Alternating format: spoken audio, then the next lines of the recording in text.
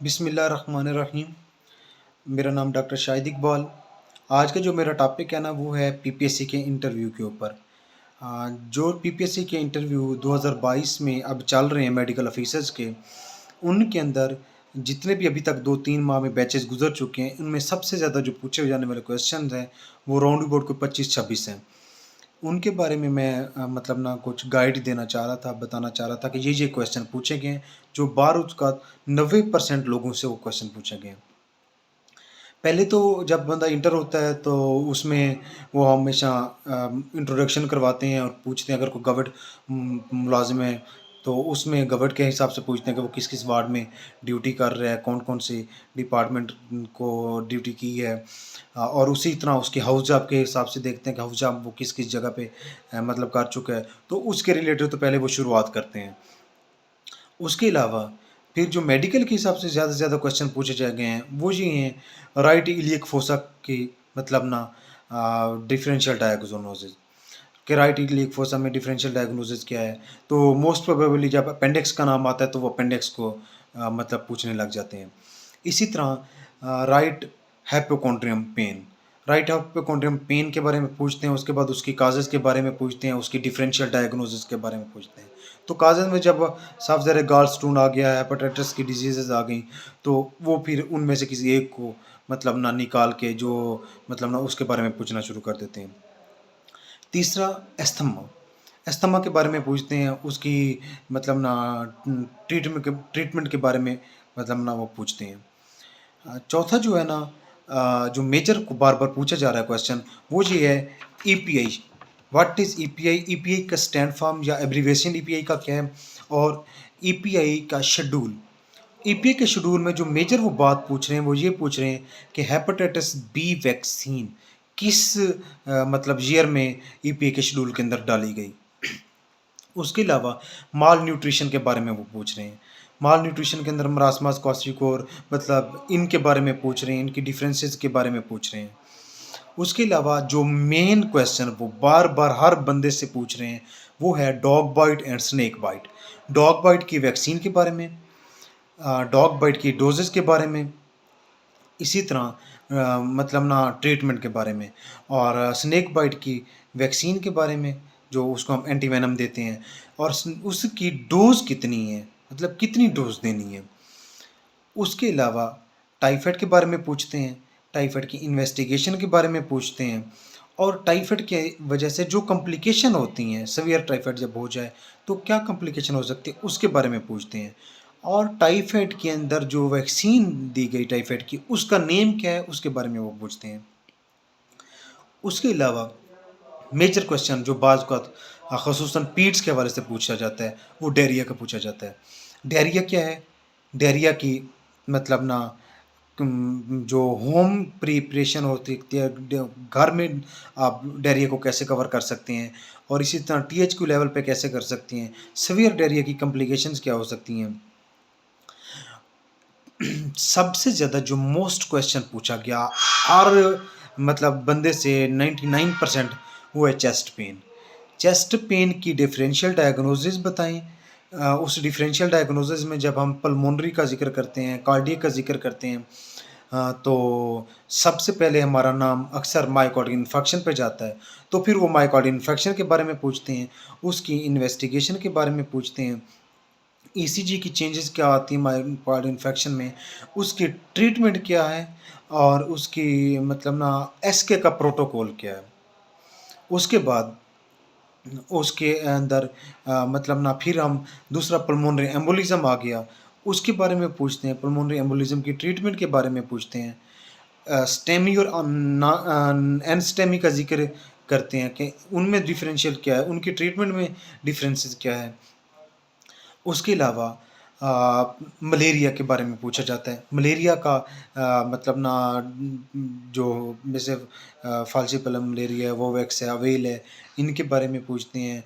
इसी तरह उनकी ट्रीटमेंट के बारे में पूछते हैं। इनकी असल जो वजूहत है ना, इनकी प्रिवेंशन क्या है, मलेरिया को प्रिवेंट कैसे किया जा सकता है। इसी तरह डेंगू के बारे में पूछते हैं। डेंगू के मतलब ना जो फ़ेज़ है, फ़ेज़ेज़ में, और डेंगू के अंदर हेमरेजिक जो फ़ेज़ है उसके बारे में ख़ुसूसन वो पूछ रहे होते हैं। डेंगू के अंदर ट्रीटमेंट की चॉइस पूछ रहे होते हैं और डेंगू को प्रिवेंट कैसे करना है उसके बारे में पूछ रहे होते हैं। अ, और हर बंदे से वो भी 99% जैसे एमआई की तरह एक क्वेश्चन पूछा जा रहा है, water borne disease, what is water borne disease? Water borne disease क्या है? ये क्वेश्चन बार-बार पूछा जा रहा है। उसके अलावा कॉजेज़ ऑफ एब्डोमेन पेन, मतलब एब्डोमिनल पेन की जो कॉजेज़ हैं, वो कौन-कौन सी हैं? उसकी डिफरेंशियल डायग्नोसिस के तौर पे। तो उनमें से फिर किसी एक को कॉज़ को उठा के वो उसके बारे में पूछ सकते हैं। ज़्यादातर जो पूछ रहे हैं डायबिटिक कीटोएसिडोसिस डीके। डीके क्या है? डीके की इन्वेस्टिगेशन क्या है? और डीके के अंदर जो फ्लूइड मैनेजमेंट है वो उसके ऊपर ज़्यादा ज़ोर देते हैं, वो क्या है? उसके अलावा गेस्टेशनल डायबिटीज़ के बारे में वो ज़्यादा पूछ रहे हैं। गायनी और ऑप्स के रिलेटेड जब क्वेश्चन पूछते हैं। गेस्टेशनल डायबिटीज़ क्या है? गेस्टेशनल डायबिटीज़ की इन्वेस्टिगेशन क्या है? गेस्टेशनल डायबिटीज़ में ड्रग ऑफ चॉइस क्या है? जैसे सल्फोनाइलयूरिया ड्रग ऑफ चॉइस है, तो ग्लूकोफेज उसकी सेकंड बाद में दी जाती है। इसी तरह पीपीएच और एपीएच के बारे में पूछ रहे हैं, उनकी कॉम्प्लिकेशंस के बारे में पूछ रहे हैं। एमएमआर क्या है? Maternal mortality rate, IMR infant mortality rate, तो ये इनके ऊपर बहुत ज़्यादा पूछते हैं वो। उसके अलावा गायनी में ही पूछते हैं जो इक्लम्पशिया और प्ली इक्लम्पशिया का बहुत ज़्यादा पूछते हैं। और दूसरा जो मेजर क्वेश्चन जैसे 99% या 100% जैसे वाटर बॉर्ड्स एमआई, इसी तरह हेपेटाइटिस के ऊपर बहुत ज़्यादा पूछ रहे हैं। Hepatitis A, hepatitis E, hepatitis D, hepatitis B और सी, लेकिन ज़्यादातर वो जोर ए और ई के ऊपर देते हैं। इसी तरह मतलब ना राइट इलिक फोसा की डिफरेंशियल डायग्नोसिस बताएं।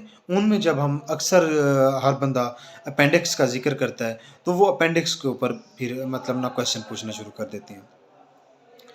उसके अलावा एक और क्वेश्चन जो हर बंदे से पूछा जा रहा है 90%, वो ये है कि फीवर क्या है? What is fever? ठीक है ना? टाइप्स ऑफ फीवर, फीवर की टाइप्स बताएं, कि उसकी इन्वेस्टिगेशन के हिसाब से भी बताएं। जैसे अननोन काज होती है फीवर की, टाइफाइड है, इसी तरह फीवर की को मेजर मेजर काजेज बतानी है। उसके अलावा बर्न का पूछ रहे हैं, बर्न के अंदर उसकी ट्रीटमेंट का पूछ रहे हैं, और बर्न में रूल ऑफ 9 का पूछ रहे हैं। मतलब जैसे हेड हो गया चेस्ट के अंदर, इसी तरह मतलब ना रूल ऑफ 9 के बारे में पूछ रहे हैं। उसके अलावा पॉइज़न के बारे में पूछ रहे हैं, जैसे अननोन पॉइज़न का पेशेंट आया तो आपने उसको को क्या प्रोटोकॉल देना है, क्या ट्रीटमेंट उसकी करनी है, और उसके आगे मतलब ना उसकी वजह से क्या कॉम्प्लिकेशन हो सकती है, उसको फिट्स हो जाते हैं फिर क्या करना है। तो इस तरह से वो क्वेश्चन थोड़ा सा घुमा के करते हैं। उसके अलावा फिर एक मेजर क्वेश्चन जो हर किसी से पूछा जा रहा है, हेमेटोमेसिस। हेमेटोमेसिस की काजेज़, काजेज़ क्या है, मोस्ट कॉमन काज क्या है? हेमेटोमेसिस के अंदर हम मतलब ना ट्रीटमेंट ऑफ चॉइस क्या देते हैं। अगर एक पेशेंट दिल का मरीज़ है, दिल का उसको मसला है, तो उसको ट्रलीप्रेसन देंगे या नहीं देंगे?